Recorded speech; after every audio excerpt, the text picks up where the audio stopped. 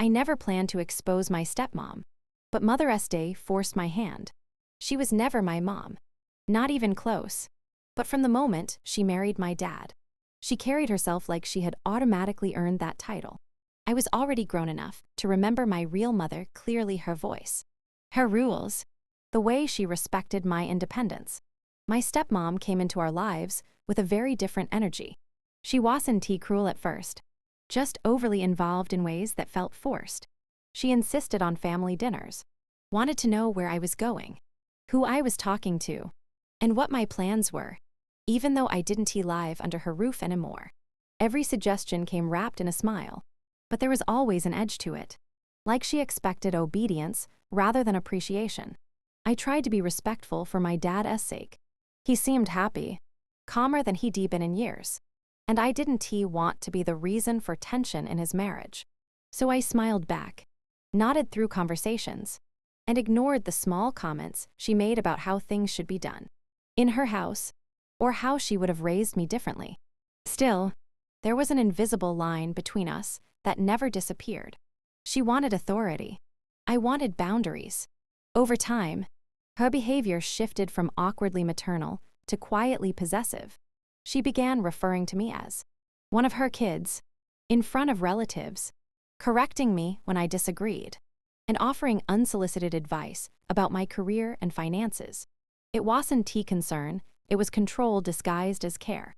I noticed how she'd insert herself into conversations that didn't involve her, especially when money or responsibility came up. She'd laugh it off as being helpful, but I could feel the judgment underneath. What bothered me most wasn't that she wanted a relationship, it was that she never asked for one. She assumed it. She stepped into a role no one offered and then acted offended when I didn't play along. I told myself to stay patient, that maybe she was just trying too hard to belong. I never imagined how far she'd eventually go, or that something as simple as money would reveal exactly who she thought she was to me and what she believed she was entitled to. The moment she crossed the line didn't happen all at once. It crept up quietly, disguised as concern, until it finally became impossible to ignore. It started with casual questions about my finances, the kind people ask when they pretending to make conversation. She wanted to know how much I was saving, whether I'd thought about investing, if I was being smart with my income. I brushed it off at first, answering vaguely and changing the subject. But she didn't let it go. Every visit, every phone call, she found a way to circle back to money. Then one afternoon, during what was supposed to be a normal family visit, she said something that made my stomach drop. She suggested that since I was young and still figuring things out, it might be better if my dad helped manage my finances. She said it lightly, smiling, as if she were offering a favor. But when I looked at my dad, I could tell this wasn't a random thought. This was a conversation they'd already had. That's when I realized she hadn't just been curious. She'd been planning. I felt blindsided. I worked hard for everything I had, made sacrifices, and learned the hard way how to be responsible. Yet there she was, speaking about my money like it was a shared family resource instead of something I earned. She talked about future security and what's best for everyone, hinting that I should contribute more to family expenses or set money aside for emergencies. None of it was asked. It was expected. When I pushed back, her tone changed. The warmth disappeared, replaced by irritation, masked as disappointment. She told me I was being defensive and accused me of not trusting family. That accusation hit harder than I expected. Suddenly, I was the problem for wanting control over my own finances.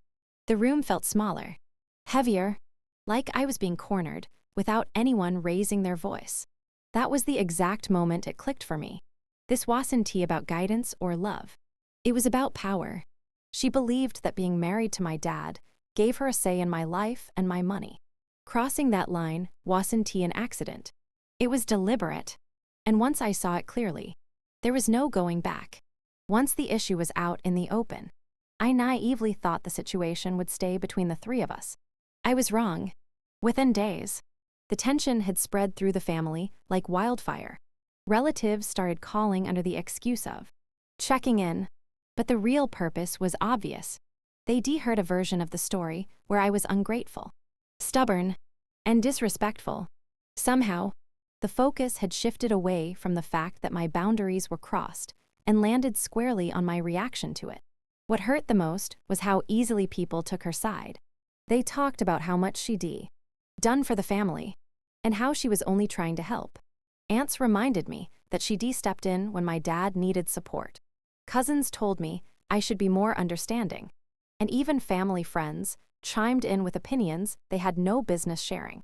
No one asked how it felt to have my finances discussed behind my back. No one questioned why an adult needed permission to control their own money. The pressure was subtle but constant. I was told to apologize just to keep the peace, to be the bigger person, to remember that family comes first. Every conversation carried the same message. Stay quiet, back down, and let it go. When I tried to explain my side, I was met with sighs and lectures about respect. It felt like my feelings were an inconvenience compared to her comfort. My dad's silence was the hardest part. He didn't openly side against me, but he didn't defend me either. His avoidance spoke louder than words. It made me feel alone in a room full of people who were supposed to have my back. I started questioning myself, wondering if I really was overreacting, if protecting my boundaries made me selfish. But deep down, I knew the truth. Staying quiet wouldn't fix anything. It would only teach them that my limits didn't matter. The more they pushed for peace at my expense, the clearer it became that this wasn't just about money anymore. It was about whether I was allowed to stand up for myself, even if it made everyone else uncomfortable. When Mother's Day started approaching, I felt a knot form in my chest. Normally, I would skip it entirely, send a quick text, or let my dad handle whatever gift was expected. But this year felt different. After everything that had happened, the silence between us was thick, unresolved, and heavy with unspoken tension. Part of me wanted to ignore the day altogether, but another part of me knew that whatever I did or didn't do would be watched, analyzed, and judged by the entire family. I went back and forth for days, replaying conversations in my head and imagining every possible reaction. If I didn't give her anything, it would confirm the story that I was cold and ungrateful. If I went all out, it would look like I was backing down and admitting I was wrong. I realized then that the gift itself wasn't the point. The message behind it was. So I decided to give her something, but on my terms. Not out of guilt, not to smooth things over, and definitely not to ask for approval.